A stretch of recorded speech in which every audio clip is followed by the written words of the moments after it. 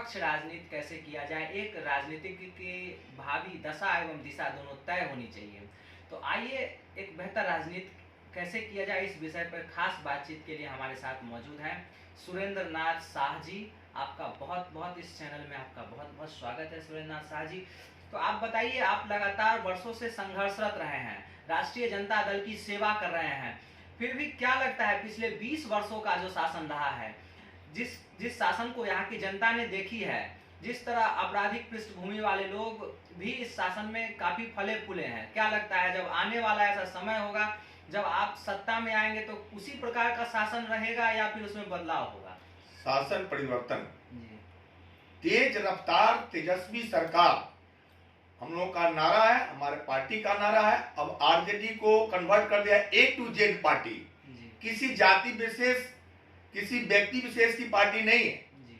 हम बढ़िया क्लास से आते हैं, प्रधानमंत्री तेली जाति से आते हैं, मैं भी तेली जाति से आता हूं, लेकिन मैं बढ़ चढ़ कर शुरू से हिस्सा लिया राघोपुर में।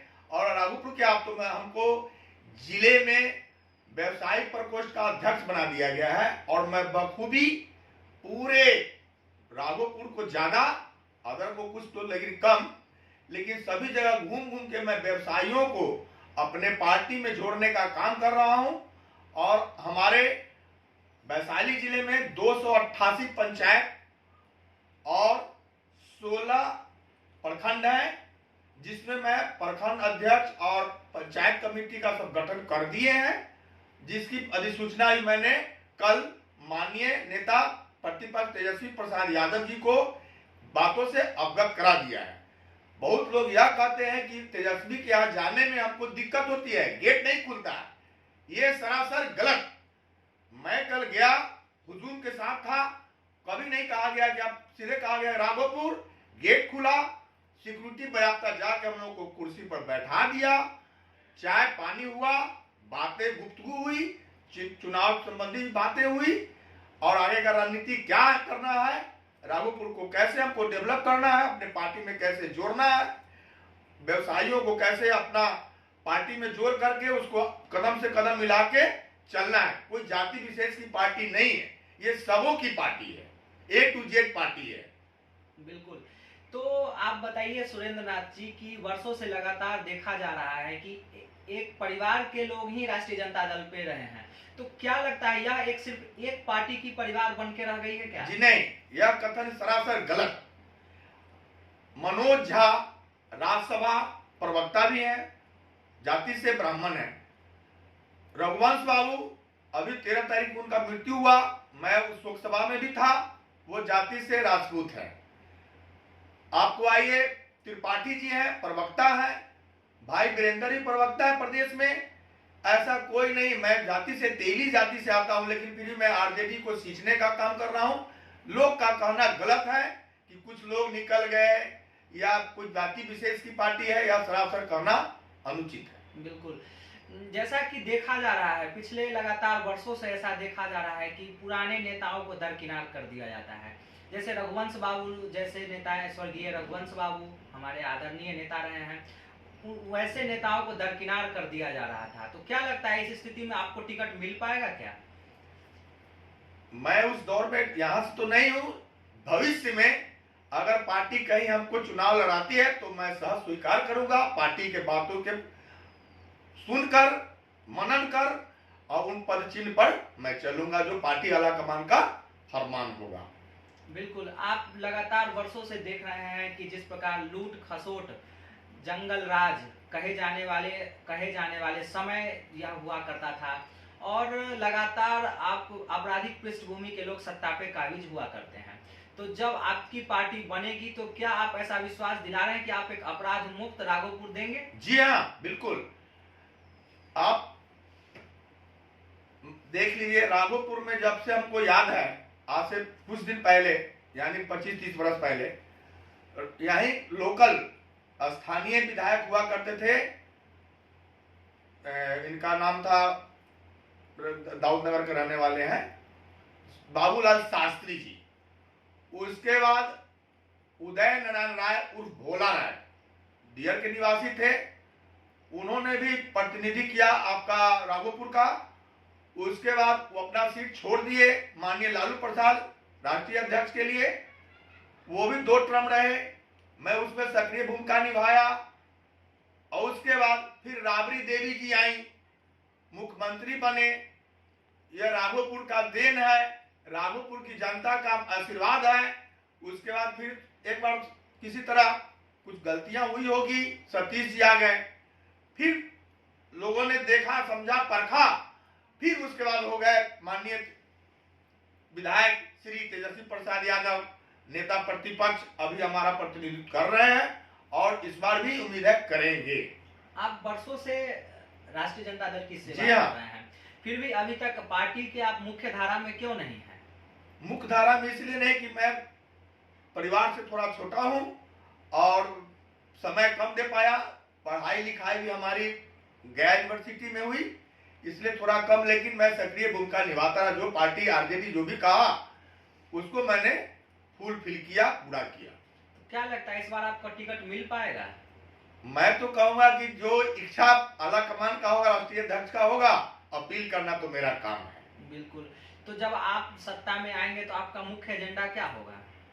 स्वास्थ्य, शिक्षा, रोड, पानी, बिजली, अपराध मुक्त सरकार हमारा एजेंडा, रोजगार और झूठी जुमलेबाजों की सरकार को हटाना है।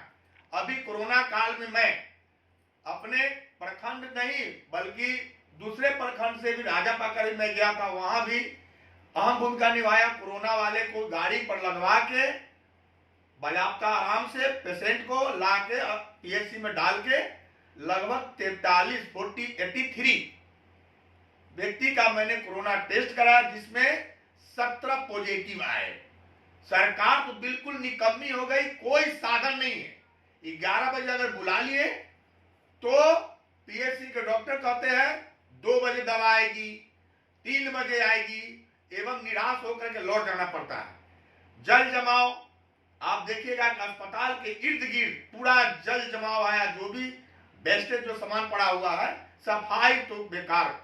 स्वच्छता अभियान माननीय प्रधानमंत्री जी का स्वच्छता अभियान बिल्कुल फेल है उनका। स्वास्थ्य, शिक्षा, जुमलेबाजी केवल वादा तो करते हैं, निभाना नहीं जानते। ये सरकार बदलना बहुत जरूरी है। जैसे क्या बोलते हैं इसको, पान का पत्ता को पलटी करो तो बच जाएगा, जैसे रोटी को बराबर सेको, पलटी दो तो बच जाएगा, उसी तरह से सत्ता भी परिवर्तन होना चाहिए। सत्ता को भी परिवर्तन होना चाहिए। वैशाली लोकतंत्र की जननी रही है। जी हाँ, वैशाली ने लोकतंत्र का जन्म दिया है, तो कहा जाता है कि लोकतंत्र का बदलाव अगर होगा तो फिर वैशाली से ही होगा। तो एक वैशाली को एक अच्छे नेता की आवश्यकता है, तो क्या लगता है कि परिवारवाद से ऊपर उठ के क्या यह पार्टी राजनीति कर पा रही है? माननीय तेजस्वी जी नेता प्रतिपक्ष ने साफ साफ शब्दों में कहा है कि युवा जब जुड़ेगा तो हमारा देश चलेगा। अब जुमलेबाजों की यह सरकार चलने वाली नहीं है, जुमलेबाजी बहुत हुआ। तेज रफ्तार, मैं तो बार बार कहता हूं, उनका ऐलान भी है, तेज रफ्तार तेजस्वी सरकार इस बार बनेगी, तेजस्वी की बहुमत वाली सरकार। बात मैं कुछ और बातें आपसे कर लूं कि कहा जाता है कि एक बेहतर और एक स्पष्ट राजनीतिक की दिशा एवं दशा दोनों तय होती है। तो क्या लगता है आपकी राजनीति किस दिशा में जा रही है, विकासोन्मुख? हाँ, विकास।